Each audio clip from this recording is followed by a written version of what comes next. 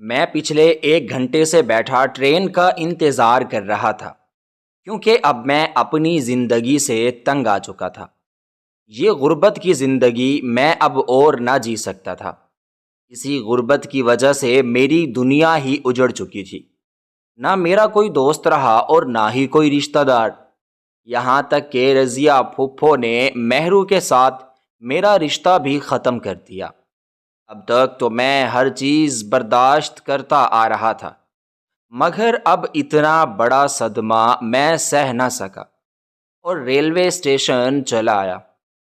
پہلے تو حالات کچھ ٹھیک تھے، مگر ابا کے جانے کے بعد تو میرے حالات بالکل ہی اماں اور میں غربت کی چکی میں پس چکے تھے۔ اب میں بالکل ہی امید کو چھوڑے بیٹھا تھا۔ آج میں نے ٹھان لی تھی کہ میں اپنی اس غربت بھری زندگی کو ہی ختم کر کے رکھ دوں گا۔ یہ سوچ تو میں کب سے رہا تھا، مگر ہر وقت اماں کا چہرہ میرے سامنے آ جاتا۔ مگر جب رضیہ پھپھو نے مہرو کا رشتہ دینے سے انکار کیا تو میں اپنا ضبط کھو بیٹھا۔ جو آج تک میں خود پر جبر کرتا آیا تھا وہ اب مزید نہ کر سکتا تھا۔ اب تو میں اماں کے بارے میں سوچے سمجھے بغیر ہی اپنی زندگی ختم کرنے کے لیے یہاں آ بیٹھا تھا۔ اب مجھے یہاں بیٹھے بیٹھے تقریباً 3 گھنٹے ہو چکے تھے، مگر ابھی تک کوئی ٹرین نہ آئی تھی۔ میں یہ نہ جانتا تھا کہ میرے رب نے ابھی میری زندگی کی ڈور نہیں کاٹی، اور جب رب کی مرضی شامل نہ ہو تو نہ ہی کوئی انسان زندہ رہ سکتا ہے اور نہ ہی کوئی انسان مر سکتا ہے۔ میں کتنے ہی گھنٹوں وہیں پر انتظار کرتا رہا۔ دوپہر سے اب شام ہونے کو تھی۔ مجھے تو حیرت تھی کہ آج کوئی ٹرین وغیرہ کیوں نہیں آ رہی۔ میں ابھی یہی سب کچھ سوچ رہا تھا کہ دور سے مجھے ایک ٹرین آتی دکھائی تھی۔ اسے دیکھ کر میں جلدی سے ریل کی پٹڑی کے سامنے کھڑا ہو گیا۔ میں نے آنکھیں خوف سے میچ رکھی تھیں۔ بے شک میں خودکشی کرنے چل پڑا تھا۔ موت کا خوف اب بھی میرے دل میں تھا، مگر وہ غربت کے خوف سے زیادہ نہ تھا۔ 10 منٹ میں وہیں آنکھیں بند کیے کھڑا رہا۔ ٹرین تیزی سے بڑھتی میرے قریب آنے لگی تھی۔ میں اس کی آواز قریب آتے سن سکتا تھا۔ اب بالکل ہی وہ میرے قریب آ چکی تھی کہ اچانک سے مجھے کسی نے ریل کی پٹڑی سے پرے ہٹا دیا، اور دوسری طرف اس نے مجھے آ کے دھکا دے دیا۔ جب میں نے آنکھیں کھولیں تو میں صحیح سلامت بیٹھا تھا اور ٹرین جو ہے وہ جا چکی تھی۔ مجھے بہت زیادہ غصہ آیا۔ میں نے پیچھے مڑ کر دیکھا تو میرا غصہ اڑن چھو گیا، بلکہ مجھے تو کافی ساری شرمندگی نے آن گھیرا۔ وہ شخص اپنی دونوں ٹانگوں سے بالکل ہی معذور تھا اور چمکتی آنکھوں کے ساتھ وہ مجھے دیکھ رہا تھا۔ مجھے بہت زیادہ حیرت ہوئی کہ آج کل کی دنیا میں ایسے لوگ بھی موجود ہیں جو کسی کو مرتا نہیں دیکھ سکتے، اور کچھ ایسے لوگ بھی ہیں جو ہر وقت ہی ہمیں گرانے کی کوشش کرتے رہتے ہیں۔ ایسے لوگ میرے ارد گرد موجود تھے جو ہر وقت مجھے نیچا دکھاتے رہتے تھے۔ ان سب میں سے زیادہ میرے اپنے خون کے رشتے تھے۔ اب وہ معذور شخص لاٹھی کے سہارے چلتا ہوا میری طرف آ رہا تھا، کیونکہ جب اس نے مجھے دھکا دیا تو میں کافی دور جا گرا۔ وہ جیسے جیسے میرے قریب آ رہا تھا مجھے اتنی زیادہ شرمندگی بھی محسوس ہو رہی تھی، کیونکہ میں کسی کے سامنے یہ حرام موت نہ مرنا چاہتا تھا۔ مگر میں یہ بالکل بھول چکا تھا کہ میں انسانوں سے تو چھپ سکتا ہوں، مگر میں اپنے خدا سے نہیں، اور اس خدا کا ہی یہ فیصلہ تھا کہ ابھی میری زندگی باقی تھی تو میں کیسے مر سکتا تھا۔ اب وہ شخص میرے قریب آ چکا تھا۔ وہ ایک ادھیڑ عمر کا شخص تھا، مگر اپنی عمر سے ذرا زیادہ ہی لگتا تھا۔ وہ میرے پاس آ کر بیٹھ چکا تھا، مگر اس نے مجھ سے کسی قسم کا کوئی سوال جواب نہ کیا، بس چمکتی آنکھوں کے ساتھ مجھے گھورے جا رہا تھا۔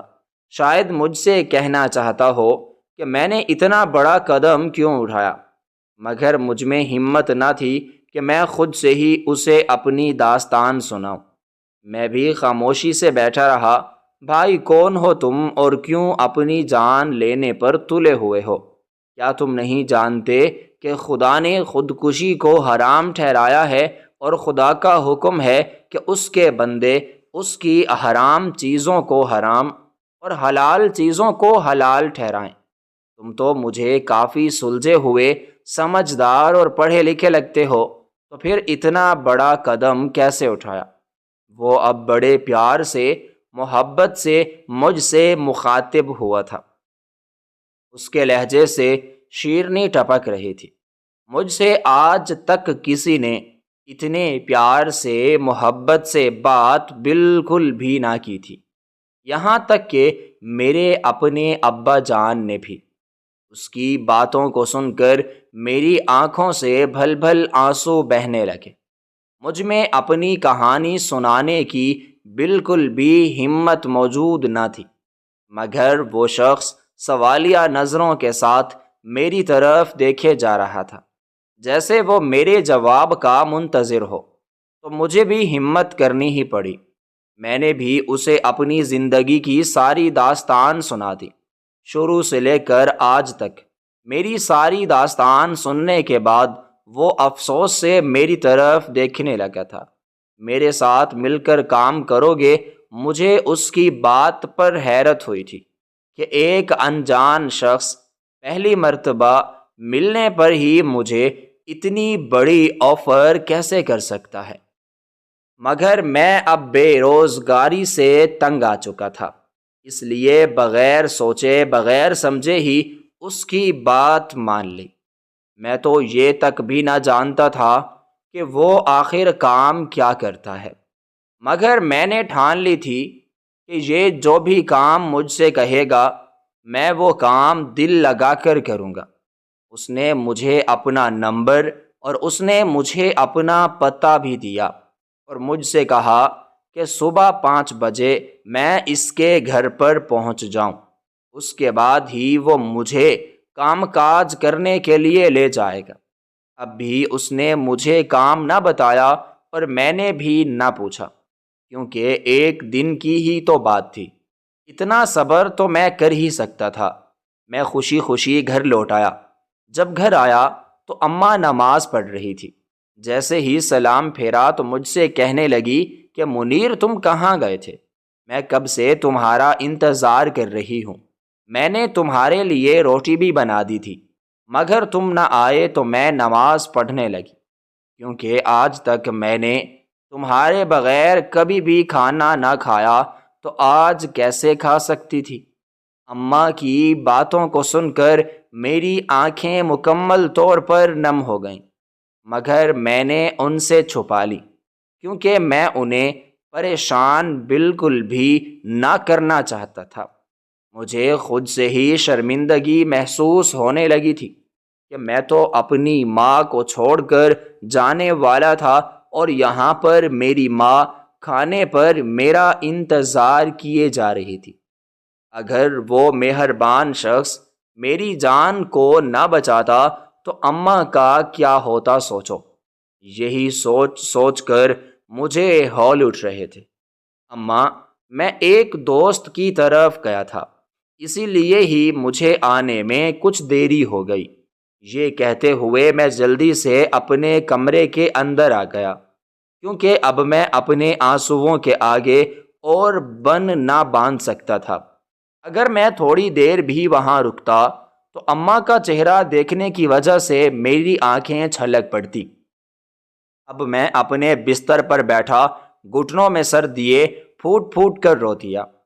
مجھے تو خود سے اتنی گھن محسوس ہو رہی تھی کہ میں اپنی ماں کو منہ دکھانے کے قابل بھی نہ رہا، مگر وہ تو کچھ جانتی ہی نہ تھی اگر انہیں اس بارے میں بھنک بھی لگ جاتی تو میں جیتے جی ہی زمین میں گڑ جاتا۔ مجھے اپنا سانس رکتا ہوا محسوس ہو رہا تھا۔ میرا دل گھٹ رہا تھا کہ آخر میں اپنی ماں کو اکیلا چھوڑ کر کیسے جا سکتا تھا، مگر پھر میں نے خود کو سنبھال لیا، کیونکہ میرے خدا نے مجھے حرام موت دینے سے بھی بچا لیا تھا اور ایک فرشتہ نما شخص کو میری مدد کرنے کے لیے ہی بھیج دیا تھا۔ اللہ نے مجھے ایک اور موقع دیا تھا، تو میں اب اس موقع کو گنوانا نہیں چاہتا تھا۔ میں نے اماں کو اس شخص کے بارے میں کچھ بھی نہ بتایا، نہ ہی یہ بتایا کہ میں کل سے کام پر جاؤں گا۔ میں چاہتا تھا کہ پہلے میں جا کر اچھی طرح سے کام دیکھ لوں، پھر ہی اماں کو اس بارے میں بتاؤں گا۔ رات بڑی مشکل سے کٹی، کیونکہ مجھے اب بھی خود پر ندامت محسوس ہو رہی تھی۔ میں تو خود سے نظریں ملانے کے قابل نہ رہا تھا، کیونکہ یہ زندگی اللہ کی طرف سے دی ہوئی امانت ہے، ہم اسے اپنے ہاتھوں سے ختم نہیں کر سکتے۔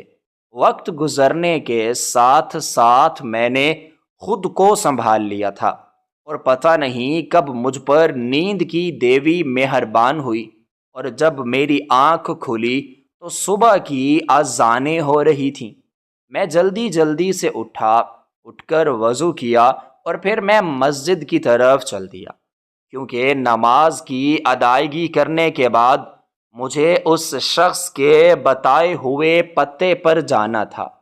مسجد سے نکل کر میں سیدھا اس کے بتائے ہوئے پتے پر چل پڑا۔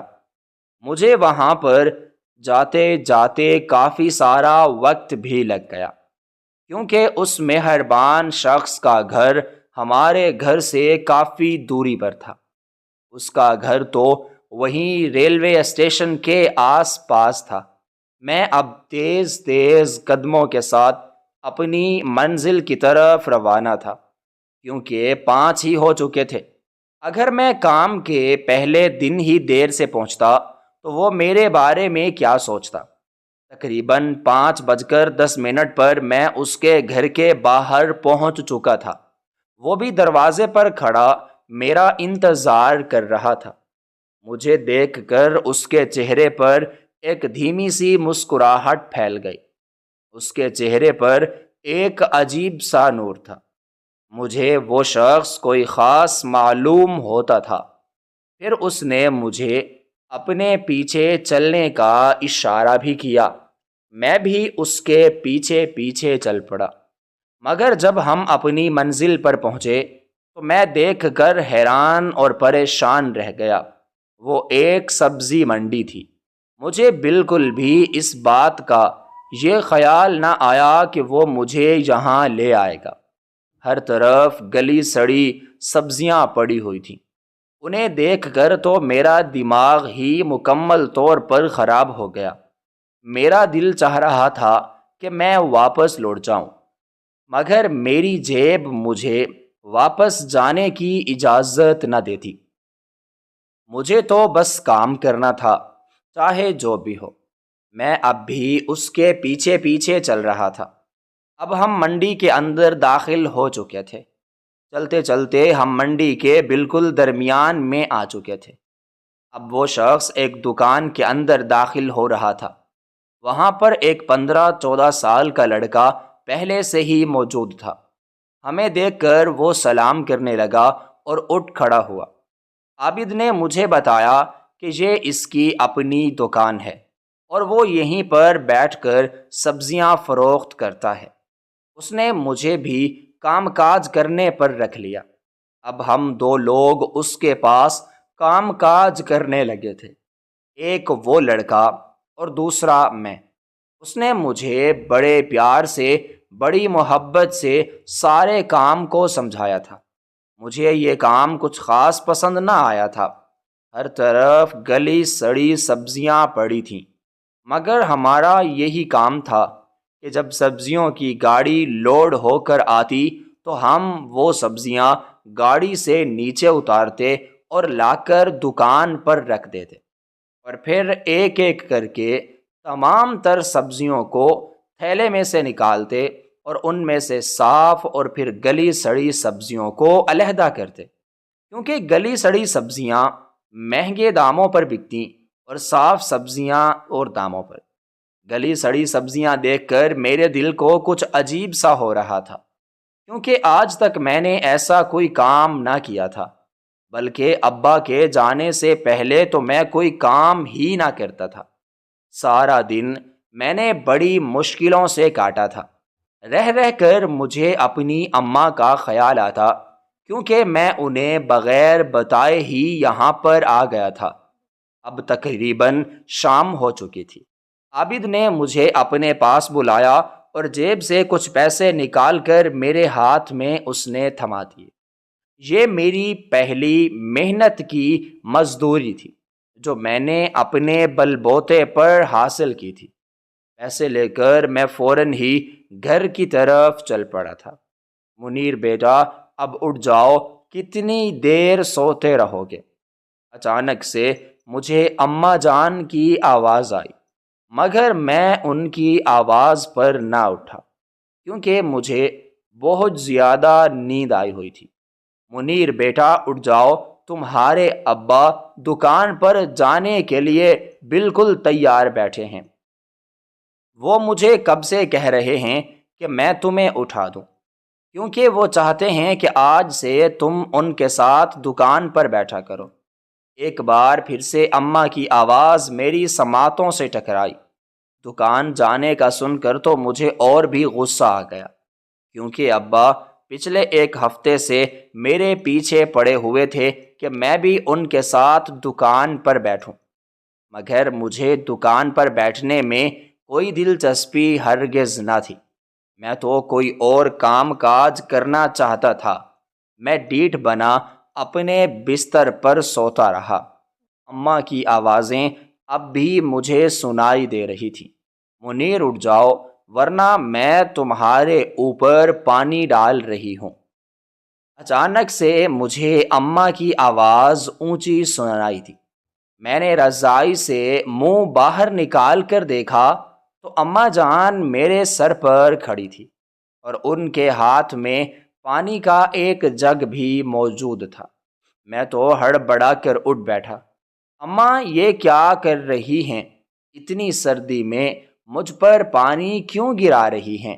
میں نے پیچھے ہوتے ہوئے کہا تھا۔ میری اس حرکت پر اماں تو مسکرانے لگی تھی۔ میں تمہیں کب سے آوازیں دے رہی ہوں، مگر تم ہو کہ اٹھنے کا نام ہی نہیں لے رہے تھے، تو مجھے یہ قدم اٹھانا ہی پڑا۔ شکر کرو کہ تم بچ گئے، اگر اگلی آواز پر تم نہ اٹھتے تو میں یہ جگ تمہارے اوپر انڈیلنے ہی والی تھی۔ تمہارے ابا تمہیں بلا رہے ہیں۔ وہ کہہ رہے ہیں کہ اگر تم 2 منٹ کے اندر اندر باہر نہ آئے تو وہ خود ہی یہاں آ جائیں گے۔ اماں نے مسکراتے ہوئے مجھے ابا کی دھمکی دی اور باہر چلی گئی۔ مجھے ابا سے بڑا ڈر لگتا تھا۔ آج بھی مجھے ان کی وہ مار یاد تھی جب میں 10ویں کے پرچوں میں فیل ہوا تھا۔ اس دن ابا نے مجھے ڈنڈوں کے ساتھ مارا پیٹا تھا، مگر وہ حق پر تھے، کیونکہ غلطی میری ہی تھی۔ میں سارا دن دوستوں کے ساتھ آوارہ گردی کرتا اور پڑھائی پر بالکل بھی توجہ نہ دیتا تھا۔ میں جلدی جلدی سے اپنے بستر سے اترا اور باہر کی طرف نکل آیا۔ ابا صحن میں ہی بیٹھے ہوئے تھے۔ میں ان سے نظریں چرا کر باتھ روم کی طرف جانے لگا، کیونکہ ہمارے گھر میں بس ایک ہی باتھ روم تھا، اور وہ بھی صحن میں۔ ابا بھی مجھے نہ دیکھ پائے اور میں اپنی کوشش میں پوری طرح سے کامیاب ہو گیا۔ تھوڑی دیر کے بعد میں باہر آیا تو ابا چائے پی رہے تھے۔ مجھے دیکھ کر ان کے چہرے پر سختی آ گئی۔ برخوردار، یہ بھی کوئی اٹھنے کا ٹائم ہے؟ پڑھائی تو تم نے توجہ سے نہیں کی، اب دکان پر ہی تشریف لے آیا کرو۔ ابا نے مجھے گھورتے ہوئے طنزیہ لہجے میں کہا۔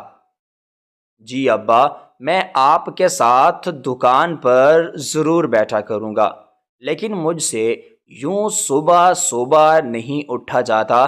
آپ صبح دکان پر چلے جائیے گا، میں 12-11 بجے تک دکان پر آ جایا کروں گا۔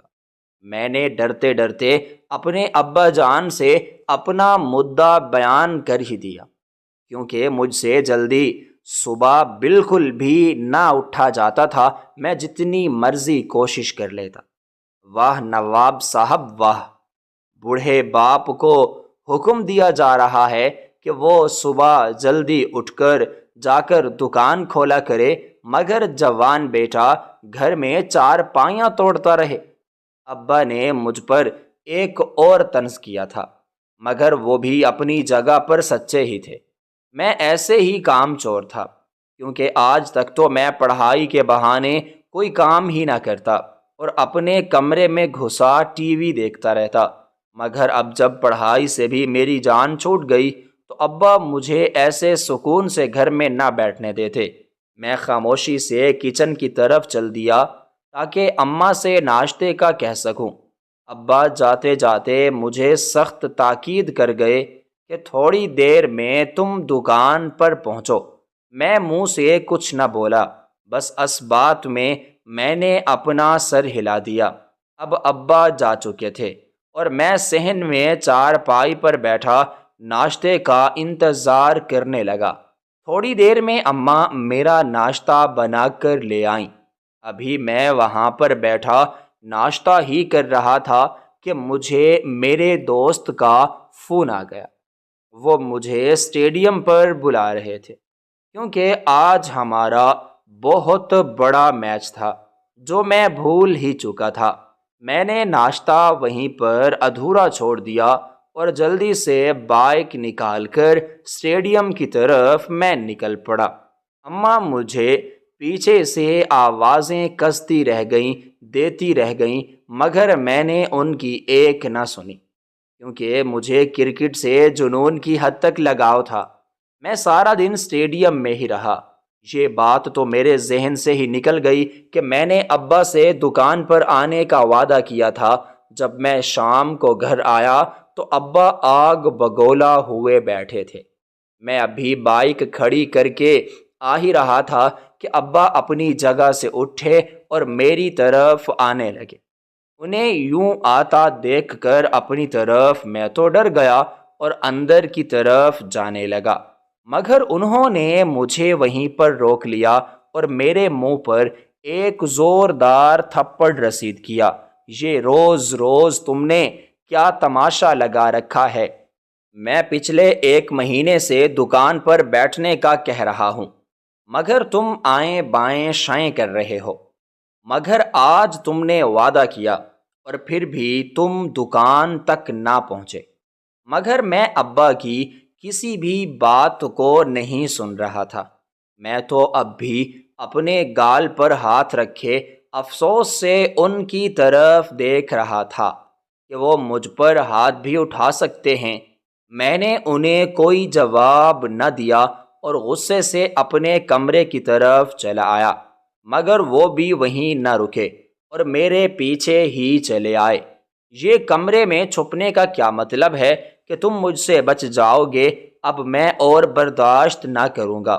اگر تمہارا یہی طریقہ رہا تو پھر ٹھیک ہے، تم اپنا کچھ انتظام کر لو، مجھ سے 1 روپے کی بھی امید نہ رکھنا۔ یہ کہتے ہوئے وہ کمرے سے باہر نکل گئے۔ مجھے ایسا معلوم ہوا کہ یہ ان کے الفاظ نہیں بلکہ کوئی سیسا ہے جو میرے کانوں میں گرم کر کے انڈیل دیا گیا ہے۔ مجھے آج ابا پر بہت غصہ آ رہا تھا۔ میں ان کی اکلوتی اولاد تھا، وہ میرے ساتھ بھلا ایسا کیسے کر سکتے تھے؟ میں وہیں پر اپنے کمرے میں ہی سکون سے بیٹھا رہا، یہاں تک کہ رات کے پورے 10 بج گئے، مگر کوئی مجھے منانے کے لیے وہاں تک نہ آیا۔ اچانک سے میرے کمرے کا دروازہ کھلا۔ میں نے دیکھا کہ اماں ہاتھ میں کھانے کی ٹرے پکڑے ہوئے کھڑی ہیں۔ ان کی آنکھیں بھی نم تھیں۔ وہ ایک ایک قدم لیتی میری طرف آ رہی تھی۔ انہوں نے کھانے کا ٹرے میرے بستر پر رکھ دیا اور خود بھی میرے پاس ہی بیٹھ گئی۔ بیٹا، تمہیں اپنے ابا کے غصے کا پتہ تو ہے۔ جب ایک بار تم نے ان سے وعدہ کیا تو پھر کیوں دوستوں کے پاس چلے گئے؟ وہ تمہاری وجہ سے آج کل بہت پریشان رہنے لگے ہیں۔ ان کی طبیعت بھی آج کل کچھ خاص ٹھیک نہیں رہتی۔ وہ چاہتے ہیں کہ تم دکان کو سنبھالو۔ اماں بڑے پیار سے اور محبت سے مجھ سے یہ کہہ رہی تھی، مگر اس وقت ان کی باتیں مجھے زہر لگ رہی تھیں۔ وہ بھی ابا کی سائیڈ پر ہو چکی تھیں اور مجھے دکان پر بیٹھنے کے مشورے دے رہی تھی۔ بات ختم کرنے کے بعد اب وہ نوالہ بنا کر میرے منہ کی طرف بڑھا چکی تھی، مگر میں نے وہ نوالہ لینے سے انکار کر دیا اور اپنا منہ میں نے دوسری طرف کر لیا۔ مگر مجھے کوئی کھانا وانا نہیں کھانا۔ آپ بھی اپنے شوہر کے ساتھ مل گئی ہیں، اب میرے ساتھ یہ پیار محبت کا ناٹک مت کریں اور کچھ دیر کے لیے مجھے بالکل اکیلا تنے تنہا چھوڑ دیں۔ میرا غصہ اس وقت آسمان کی بلندیوں کو چھو رہا تھا۔ مجھے کچھ ہوش نہ تھا کہ آخر میں کس سے بات کر رہا ہوں۔ اماں نے اپنے ہاتھ سے میرا رخ اپنی طرف کر لیا۔ جب میں نے ان کی آنکھوں میں دیکھا تو میں لرز گیا، کیونکہ ان کی آنکھوں سے آنسو نکل رہے تھے، وہ بھی میری وجہ سے۔ میں جلدی جلدی سے آگے ہوا اور اپنے ہاتھوں سے ان کے آنسو پونچھنے لگا۔ اماں، آپ کیوں رو رہی ہیں؟ غلطی تو میری ہے اور مار بھی مجھے پڑی ہے، تو پھر آپ کیوں اپنے آنسوؤں کو بہا رہی ہیں؟ مگر پہلے تو وہ خاموشی سے بیٹھی رہیں، لیکن جب وہ بولیں تو میرا دل خون کے آنسو رونے لگا۔ بیٹا، تمہارے ابا نے مجھے سختی سے منع کر دیا تھا کہ میں تمہیں آج کا کھانا نہ دوں، مگر ان کے سونے کا میں انتظار کرتی رہی، اس لیے مجھے کھانا لانے میں بہت زیادہ دیر ہو گئی، اور پتہ نہیں تم کب سے بھوکے بیٹھے ہو۔ تم تو صبح کا ناشتہ ہی کر کے گئے تھے۔ مجھے سارا دن تمہاری فکر ستاتی رہی۔ میں اپنی ماں کو کتنا غلط سمجھ رہا تھا اور وہ میری وجہ سے گھر پر سارا دن تڑپتی رہی تھی۔ اماں، مجھے معاف کر دیجئے، میں آئندہ آپ کو پریشان نہ کروں گا اور ابا کے ساتھ دکان پر بھی بیٹھوں گا۔ دیکھیے گا، اب میں دل لگا کر کام کروں گا اور آپ کو ابا کے سامنے شرمندہ نہ کروں گا۔ میں نے سر جھکائے ساری بات کہہ ڈالی، کیونکہ اماں سے نظر ملانے کی ہمت اب مجھ میں نہ تھی۔ وہ میری وجہ سے ابا کے سامنے کتنی ذلیل ہوں گی، یہ میں نے پہلے نہ سوچا تھا۔ ٹھیک ہے بیٹا، تم یہ کھانا کھا لینا اور جلد ہی پھر سو جانا، کیونکہ صبح تمہارے ابا جلدی ہی دکان پر چلے جاتے ہیں اور تم بھی ان کے ساتھ ہی ٹائم پر چلے جانا۔ اس طرح ان کا غصہ جو ہے وہ کچھ ٹھنڈا ہو جائے گا۔ یہ کہتے ہوئے وہ کمرے سے باہر کی طرف نکل گئی۔ اب مجھے بھی ان کی بات مکمل طور پر سمجھ آ چکی تھی۔ ابا اور اماں دونوں ہی میری بہتری چاہتے تھے۔ میں نے جلدی سے کھانا کھایا اور سو گیا تاکہ صبح جلدی اٹھ سکوں۔ امی جلدی سے ناشتہ لا دیں، ابا بھی ناشتے پر آنے ہی والے ہوں گے۔ میں چاہتا ہوں کہ ان کے آنے سے پہلے میں جلدی جلدی ناشتہ کر لوں اور ان کے ساتھ ہی دکان پر چلا جاؤں۔ آج صبح میں جلدی اٹھ گیا تھا اور دکان جانے کے لیے تیار بیٹھا تھا۔ اماں اب میرا ناشتہ لے کر آ چکی تھی۔ ان کے چہرے پر ایک مسکراہٹ تھی، جیسے وہ میرے صبح جلدی اٹھ جانے کی وجہ سے بہت زیادہ خوش ہو۔ بیٹا، مجھے تو یقین ہی نہیں آ رہا کہ تم اتنی جلدی اٹھ گئے ہو۔ تمہارے ابا دیکھیں گے تو وہ بھی بہت زیادہ خوش ہوں گے۔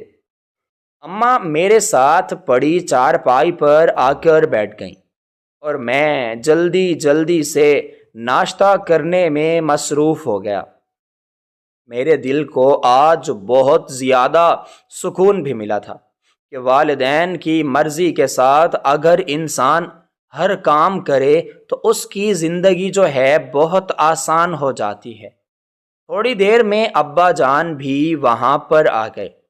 وہ بھی مجھے دیکھ کر کافی حد تک حیران اور پریشان ہوئے تھے، مگر انہوں نے مجھے کچھ کہا نہیں، بلکہ خاموشی سے آ کر ناشتہ کرنے لگے، کیونکہ وہ رات کی بات پر ابھی بھی ناراض تھے۔ مگر جب میں ان کے ساتھ دکان آیا تو آہستہ آہستہ ان کا موڈ بھی ٹھیک ہو گیا۔ وہ اب مجھے دکانداری سکھانے لگے تھے۔ ہمارا ایک چھوٹا سا کریانہ اسٹور تھا۔ دن یوں ہی گزرتے گئے۔ اب میں ابا کے ساتھ روزانہ ہی دکان پر جانے لگا تھا۔ ابا میرے کام پر لگ جانے کی وجہ سے بہت زیادہ خوش تھے۔ رضیہ بہن، اب بس میں اور بہانہ نہ سنوں گا، اب تو منیر کام کاج کرنے پر بھی لگ گیا ہے، اب بس تم مہرو کے ہاتھ پیلے کرنے کی جلدی جلدی سے تیاری پکڑو۔ ابا صحن میں بیٹھے ہوئے رضیہ پھپھو سے فون پر بات کر رہے تھے، مگر میرے کمرے تک ابا کی آوازیں بالکل صاف شفاف سنائی دے رہی تھی۔ مہرو کا نام سن کر تو میرے چہرے پر جیسے مسکراہٹ ہی پھیل گئی، کیونکہ وہ میری اپنی منگیتر تھی، مگر پھپھو اس شادی پر ابھی تیار نہ تھی۔ وہ چاہتی تھیں کہ میں پہلے کسی کام پر لگ جاؤں تو ہی وہ مہرو اور میری شادی کریں گی۔ اب جب کہ میں کام کرنے لگا تھا تو ابا نے بھی انہیں فون ملا دیا۔ میں کمرے میں بیٹھا کھڑکی سے یہ بھی دیکھ سکتا تھا کہ ابا بات کرنے کے دوران مسکرائے جا رہے تھے۔ اس کا صاف مطلب تھا کہ رضیہ پھپھو بھی اب اس شادی پر راضی ہیں۔ یہ دیکھ کر تو میری خوشی کا کوئی ٹھکانہ ہی نہ رہا، کیونکہ مہرو مجھے جان سے زیادہ پیاری تھی اور میری بچپن کی منگیتر بھی تھی۔ جب ابا نے فون بند کر دیا تو میں بھی اپنے کمرے سے باہر نکل آیا اور آ کے ان کے پاس بیٹھ گیا، مگر میں نے اپنے ابا جان کو کچھ کہا نہیں۔ میں چاہتا تھا کہ ابا خود ہی مجھے ساری بات بتلائیں، مگر وہ بھی بالکل خاموش بیٹھے رہے۔ تھوڑی دیر میں امی چائے بنا کر باہر ہی لے آئیں، جو میں نے انہیں تھوڑی دیر پہلے کہا تھا۔ اب ہم سب مل کر وہاں پر بیٹھ کر چائے پی رہے تھے۔ منیر کی ماں، تمہارے لیے ایک خوشخبری ہے۔ رضیہ اب مہرو اور منیر کی شادی کے لیے راضی ہو گئی ہے۔ وہ کہہ رہی ہے کہ بس اسے 6 مہینے کا وقت اور چاہیے تاکہ وہ شادی کی تیاریاں مکمل کر سکے، تو میں نے بھی اسے وقت دے دیا۔ آخر 6 مہینے گزرتے ٹائم ہی کتنا لگتا ہے، جب اتنے سال انتظار کر لیا تو 6 مہینے اور بھی کر لیں گے۔ ابا مسکراتے ہوئے اماں سے کہہ رہے تھے۔ اماں بھی مسکرانے لگیں، مگر میرے چہرے پر سناٹا سا چھا گیا۔ 6 مہینے کا سن کر تو میرا دل پھر سے اداس ہو گیا۔ میں تو سمجھ رہا تھا کہ اسی مہینے ہی ہم لوگوں کی شادی ہو جائے گی، مگر پھپھو نے تو پھر سے 6 مہینے کی مہلت مانگ لی تھی۔ لیکن میں نے ابا اماں سے کچھ بھی ذکر نہ کیا اور میں بالکل خاموش رہا، کیونکہ شادی نہ ہونے سے بہتر تھا کہ 6 مہینے بعد ہی ہو جائے۔ میں اماں ابا کی باتوں کو سن کر مطمئن تھا کہ اب مہرو سے میری شادی ضرور ہوگی، مگر آگے کے حالات میں بالکل نہ جانتا تھا۔ منیر بیٹا، جلدی سے تم ادھر آؤ۔ میں دکان کے باہر کرسی پر بیٹھا اپنا موبائل فون استعمال کر رہا تھا۔ ابا کی آواز نے مجھے مکمل طور پر چونکا دیا۔ ان کی آواز بڑی مشکل سے نکل رہی تھی۔ میں جلدی سے اٹھا اور دکان کے اندر گیا۔ میں نے دیکھا کہ ابا زمین پر اوندھے منہ گرے ہوئے ہیں اور ان کے ناک سے خون بھی بہہ رہا ہے۔ انہیں ایسا دیکھ کر تو میرے ہاتھ پاؤں ہی پھول گئے۔ میرا دل سینے سے باہر نکلنے کو تھا۔ میں نے جلدی سے ایمبولینس کو کال کی۔ کچھ ہی دیر میں ایمبولینس آ گئی اور میں ابا کو لے کر ہسپتال آ گیا، مگر ابھی تک ڈاکٹر نے مجھے ابا کی طبیعت کے بارے میں کوئی اطلاع نہ دی تھی۔ میں نے تو اماں کو بھی اس بارے میں کچھ بھی نہ بتایا تھا، کیونکہ میں انہیں پریشان نہ کرنا چاہتا تھا۔ میں چاہتا تھا کہ جب ابا بالکل ٹھیک ہو جائیں تو میں انہیں لے کر ہی گھر واپس چلا جاؤں، مگر میں یہ نہ جانتا تھا کہ اب ابا جلدی سے ٹھیک ہونے والے نہیں۔ آپ کے والد صاحب کو برین ٹیومر ہے جو اپنی لاسٹ سٹیج پر ہے۔ اگر ان کا آپریشن نہ کیا گیا تو ان کی زندگی ہم بچا نہ پائیں گے۔ ڈاکٹر میرے کندھے پہ ہاتھ رکھے تشویشناک لہجے کے ساتھ مجھے یہ خبر دے رہے تھے۔ یہ سن کر تو میرے پاؤں کے نیچے سے زمین ہی نکل گئی۔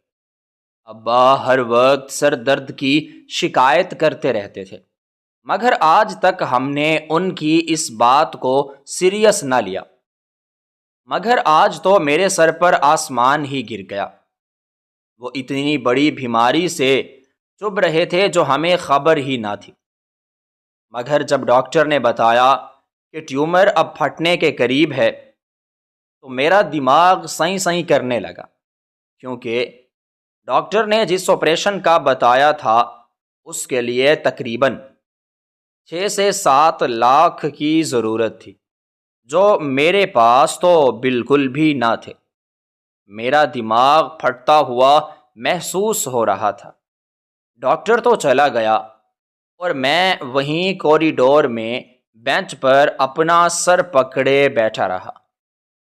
میری سمجھ میں کچھ بھی نہ آ رہا تھا کہ آخر میں کروں تو کیا کروں۔ اتنی ساری رقم کا انتظام کیسے ہو سکتا تھا؟ مگر میں اپنے ابا کو کسی بھی صورت بچانا چاہتا تھا ان سے۔ اب مجھے نہ چاہتے ہوئے بھی اپنے گھر پر جانا پڑا تاکہ اماں کو اس بات کی خبر دے سکوں۔ اماں تو یہ خبر سن کر صدمے میں چلی گئی۔ وہ زبان سے کچھ نہ بولیں، بس ان کی آنکھوں سے آنسو کسی آبشار کی طرح بہنے لگے۔ میں نے انہیں سہارا دے کر چارپائی پر بٹھایا اور انہیں تسلی دی کہ اماں آپ فکر نہ کریں، ہم مل کے کچھ نہ کچھ کر لیں گے، مگر انہیں میری تسلی سے بھی کچھ فرق نہ پڑا۔ ان کے دل کی دھڑکن اب تیز ہوتی جا رہی تھی۔ مجھے تو یہ دھڑکا لگ گیا کہ کہیں اماں کی بھی طبیعت خراب نہ ہو جائے، مگر میری اماں ایک مضبوط ترین عورت تھی۔ انہوں نے اگلے ہی لمحے خود کو سنبھال لیا اور مجھے ہی تسلی دینے لگیں۔ بیٹا تم فکر نہ کرو، ہم دکان بیچ دیں گے، مگر تمہارے ابا کا علاج ہم ضرور کروائیں گے۔ تمہیں پریشان ہونے کی کوئی ضرورت نہیں۔ وہ بڑی مشکل سے ایک ایک لفظ کو ادا کر رہی تھی۔ وہ ابھی تک اپنے دل پر ہاتھ رکھے بیٹھی تھی۔ دکان کا سن کر تو میں اور بھی زیادہ پریشان ہو گیا، کیونکہ ہماری آمدن کا واحد ذریعہ تو وہی دکان ہی تھی۔ اگر ہم اسے بیچ دیتے تو ہم لوگ کھاتے کہاں سے؟ مگر میرے ابا کی جان بچانا بھی بہت ضروری تھا۔ اب اماں ابھی میرے ساتھ ہسپتال آ چکی تھی۔ میں اماں کو ہسپتال ابا کے پاس چھوڑتا بالکل باہر نکل آیا، کیونکہ مجھے جلد سے جلد دکان بیچنی تھی۔ سارا دن میں پراپرٹی ڈیلرز کے آفس کے چکر لگاتا رہا، مگر کوئی بھی مہنگے داموں دکان خریدنے پر راضی نہ تھا۔ اس ملک کا یہی حال ہے، کوئی کسی پریشانی میں ہو تو سبھی اس کا فائدہ اٹھانے لگ جاتے ہیں۔ احساس نام کی چیز ہی نہیں رہی اب لوگوں میں۔ شام کو میں پھر سے اماں کے پاس ہسپتال پہنچ گیا۔ وہ ابھی تک اسی چھوٹے سے بینچ پر بیٹھی تھیں۔ میں نے ان کو بہت تھکا ہوا محسوس کیا۔ اماں، میں آپ کو گھر پر چھوڑ دیتا ہوں اور پھر میں واپس ہسپتال آ جاؤں گا۔ آپ کچھ آرام کر لیجئے، پھر صبح آپ ہسپتال آ جائیے گا اور میں دکان کے سلسلے میں وہاں سے نکل پڑوں گا۔ وہ میری بات تو نہ سن رہی تھیں۔ وہ ابا کے پاس جا کر رہنا چاہتی تھیں، مگر میری ضد کے آگے وہ بھی مجبور ہو گئیں اور میرے ساتھ چلی آئیں۔ میں انہیں گھر چھوڑ کر ہسپتال واپس پہنچ چکا تھا۔ ساری رات میں نے اسی چھوٹے سے بینچ پر بیٹھا اپنے ابا کے لیے دعا کرتا رہا اور سوچنے لگا کہ کل میں کسی پراپرٹی ڈیلر کے پاس جاؤں گا تاکہ میری دکان جو ہے وہ جلد سے جلد بک سکے اور میرے ابا کا آپریشن ہو سکے، کیونکہ ڈاکٹر نے کہہ دیا تھا کہ اگر 1 ہفتے کے اندر ان کا آپریشن نہ ہوا تو پھر وہ آپریشن کامیاب ہونے کی ہم لوگوں کو کوئی گارنٹی نہیں دے سکتے تھے۔ میرے پاس اب بس 1 ہی ہفتہ موجود تھا، مگر پراپرٹی کے کاموں میں تو بہت زیادہ وقت لگتا تھا۔ میں پریشانی میں اپنا سر پکڑے بیٹھا رہا۔ بڑی مشکلوں سے وہ رات گزری۔ جیسے ہی صبح کی اذانیں آئیں تو میں اپنے گھر کے لیے ہی نکل پڑا۔ اماں بھی ابا کے لیے ہلکا پھلکا سا ناشتہ بنا کر تیار کھڑی تھیں۔ میں انہیں فوراً سے ہسپتال لے کر آیا اور خود دکان کے سلسلے میں نکل پڑا۔ کچھ گھنٹے بعد میں پھر سے ہسپتال واپس آ چکا تھا، کیونکہ ایک پراپرٹی ڈیلر ہماری دکان کو لینے کے لیے بالکل تیار ہو گیا تھا اور دوسروں کی نسبت اس کا ریٹ بھی زیادہ تھا، تو میں بھی مان گیا، مگر ہماری دکان اس سے بھی کہیں زیادہ پیسوں کی تھی۔ اب میں اور زیادہ انتظار نہ کر سکتا تھا۔ 2 دن تو ایسے ہی گزر چکے تھے، اب بس 4-5 دن ہی رہتے تھے، مگر پیمنٹ ملتے ملتے مجھے 3 دن مزید لگ گئے۔ 5ویں دن میں نے آ کر وہ رقم ہسپتال میں جمع کروا دی اور 6ٹھے دن ابا کا آپریشن ہوا۔ جس رات ابا کا آپریشن ہوا، میں اور اماں ساری رات وہیں پر بیٹھے ان کے لیے دعائیں کرتے رہے۔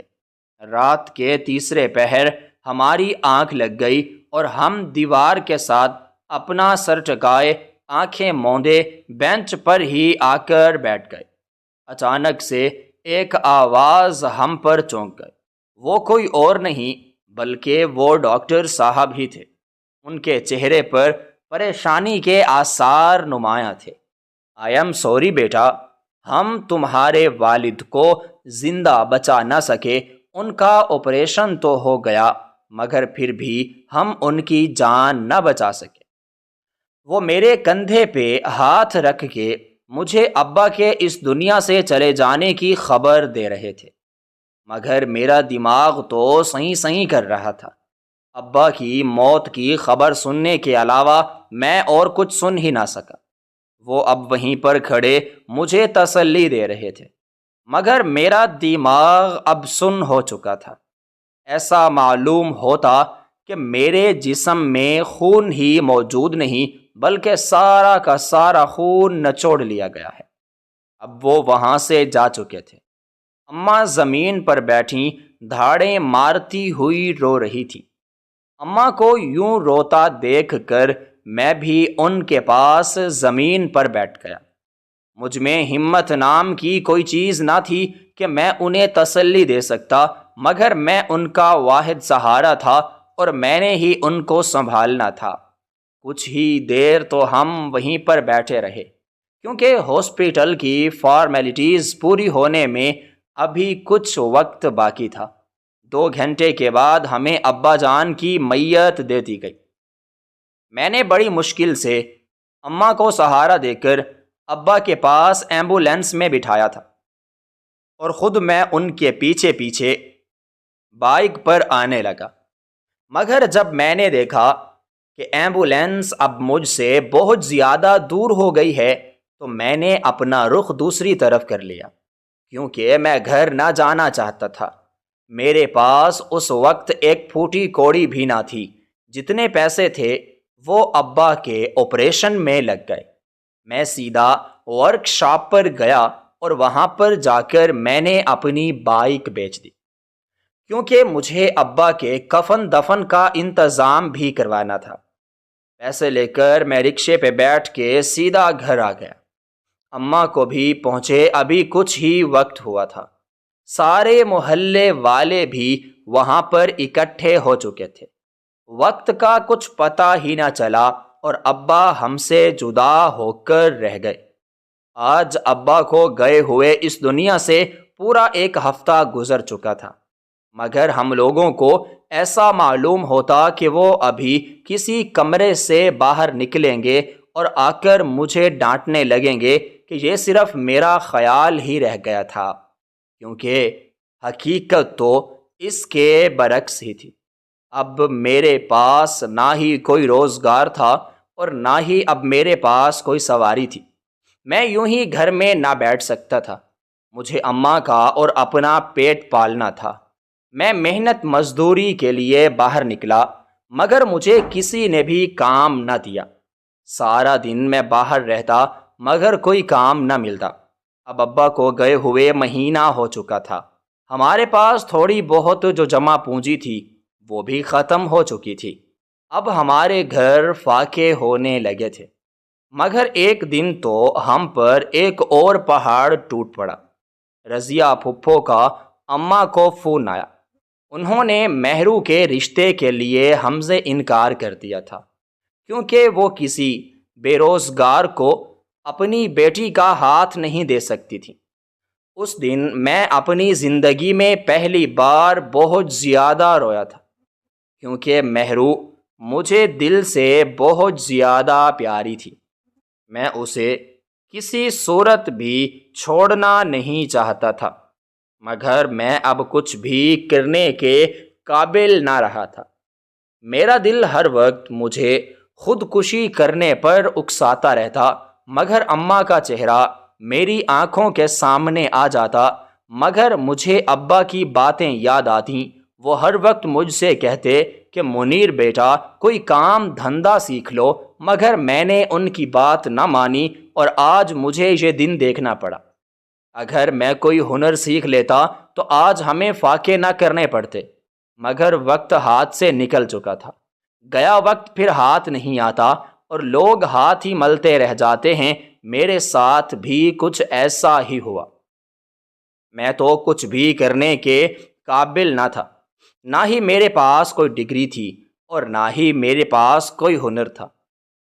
میں ہر وقت غصے میں رہنے لگا تھا۔ سارا دن میں گھر سے بھی غائب رہتا، کبھی کسی مزدوری کی تلاش میں تو کبھی پریشانیوں سے بھاگنے کے لیے، مگر میری ٹینشن گھر سے باہر جا کر بھی ختم نہ ہوتی۔ اب میں نے ٹھان لی تھی کہ میں اپنی زندگی ختم کر لوں گا، کیونکہ اب غربت کی چکی میں اور نہ پس سکتا تھا۔ اب میری ٹانگیں تیزی کے ساتھ کام کر رہی تھیں۔ میں خوشی خوشی گھر کی طرف دوڑتا جا رہا تھا۔